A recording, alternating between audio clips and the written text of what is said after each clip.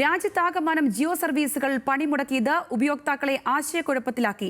Jio mobile, Jio fibre സേവനങ്ങളിൽ മണിക്കൂറുകളോളം തടസ്സം നേരിട്ടു. വിശദാംശങ്ങളുമായി സഖിൻ ആന്റണി ചേരുകയാണ്. സഖിൻ, ഈ തകരാർ ഇപ്പോഴും നിലനിൽക്കുകയാണോ? പ്രശ്നം പരിഹരിക്കാൻ എത്രമാത്രം സാധിച്ചിട്ടുണ്ട്? എന്താണ് ഇതിന് പിന്നിലെന്നാണ് കിട്ടുന്ന സൂചനകൾ?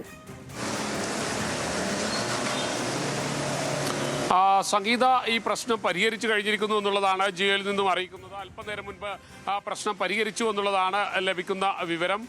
എന്തായാലും ഇന്ന് 1 മണിക്കൂറോളം ജിയോയുടെ സർവീസുകൾ ആകമാനം നഷ്ടപ്പെട്ടിരുന്നു. പല ആളുകൾക്കും ഫോണിൽ വിളിച്ചിട്ട് ലഭിക്കുന്നില്ലായിരുന്നു. മാത്രമല്ല ഫോൺ നെറ്റ്വർക്ക് പൂർണ്ണമായും നഷ്ടപ്പെട്ടിരുന്നു. ഇത് നമ്മൾക്ക് മനസ്സിലാക്കാൻ കഴിയുന്നത് തമിഴ്നാട്ടിൽ നിന്നും കേരളത്തിലേക്ക് വരുന്ന ജിയോ ഫൈബറുകൾ വിച്ഛേദിക്കപ്പെട്ടതാണ് ഇത്തരത്തിൽ പൂർണ്ണമായിട്ടും ജിയോയുടെ സർവീസുകൾ ഇല്ലാതാകാൻ കാരണമായത് എന്നുള്ളതാണ് ലഭിക്കുന്ന വിവരം.